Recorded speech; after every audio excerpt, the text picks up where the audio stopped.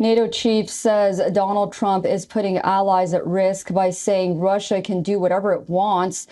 This was in response to Trump claiming that if he is president, he will not protect NATO members from a Russian attack if they don't contribute their due share to NATO. While U.S. President Joe Biden has called the comments appalling and dangerous, some of Trump's fellow Republicans have also criticized him. Our next report tells you more.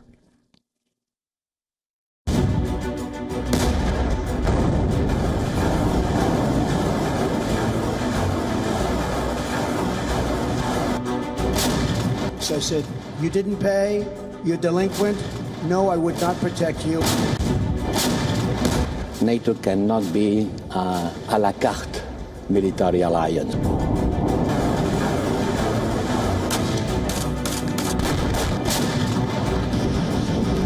Well, sir, if we don't pay and we're attacked by Russia, will you protect us? I said, you didn't pay, you're delinquent. He said, yes, let's say that happened. No, I would not protect you. In fact, I would encourage them to do whatever the hell they want. You got to pay. You got to pay your bills. And the money came flowing in. The comments drew a swift rebuke from NATO and US allies. The White House says Trump's comments encourage the invasions of our closest allies by murderous regimes. Trump sparked outrage among Western partners after suggesting the United States might not protect NATO allies, not spending enough on defense against a potential Russian invasion. The head of the NATO alliance says any suggestion of allies not defending each other could put the lives of American and European soldiers at greater risk. Let me be sarcastic. During this campaign, we will see and listen to many things. Let's be serious. NATO cannot be a la carte military alliance. Cannot be a military alliance that works depending on the humor of the President of the US on those days.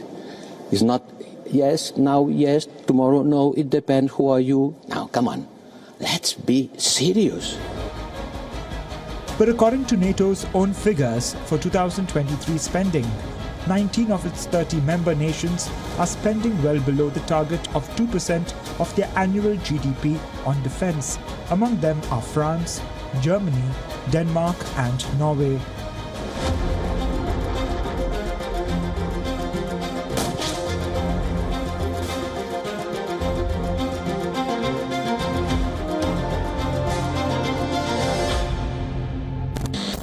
With the war in Ukraine soon to enter its third year, the European Union is trying to step up support for Kiev as they fear that Moscow might expand the war.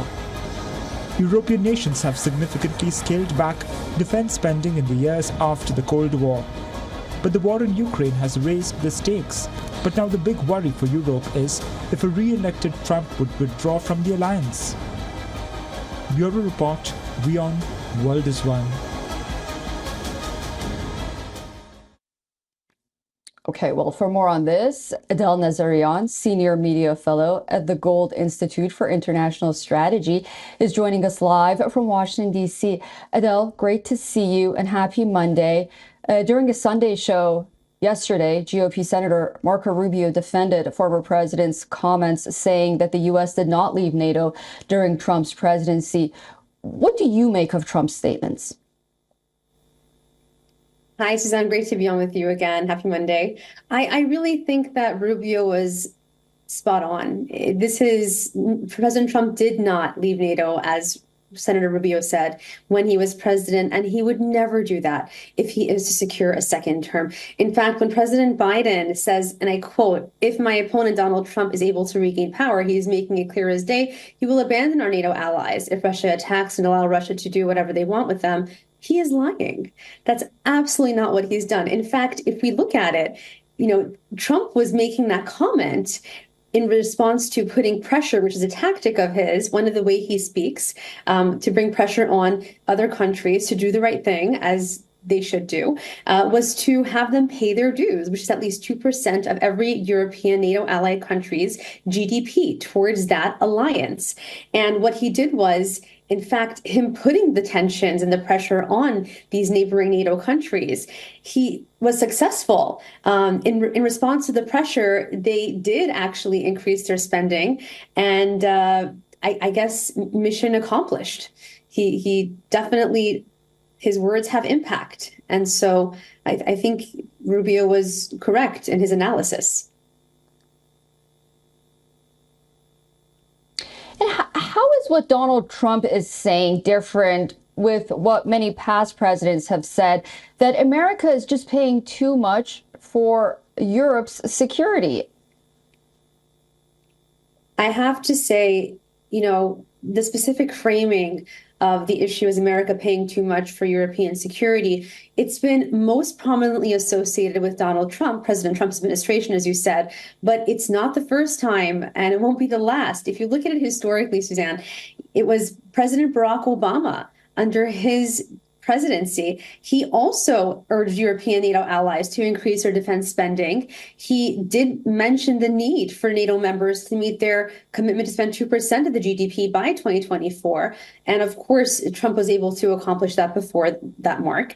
George W. Bush, when he was president, also encouraged European allies to contribute more of their own defense, particularly in the context of military operations and NATO missions. However, his administration's focus was more on the operational contributions and on direct financial criticisms. And during Bill Clinton's tenure, he also they pushed heavily for NATO expansion and for European allies to take on greater responsibility for the regional security, particularly in the Balkans. So his administration was more focused on a shared responsibility and gave direct criticism over spending. It was less pronounced. But just because President Trump has been the most vocal and maybe more aggressive and forward, non-diplomatic, if you want to say it that way, which it is, in his approach, they're just choosing to point the finger at him and saying that he's the big bad, the big bad boogeyman. But in fact, he's done more in terms of protecting America's integrity when it comes to this, and not placing unfair and undue burden on one country when it should be an equal effort for everyone at the table. Yeah, very true. Adele, it's always a pleasure speaking to you. Thank you so much for that thorough analysis, and I look forward to speaking to you again very soon. Thank you, likewise. For all the latest news, download the WION app and subscribe to our YouTube channel.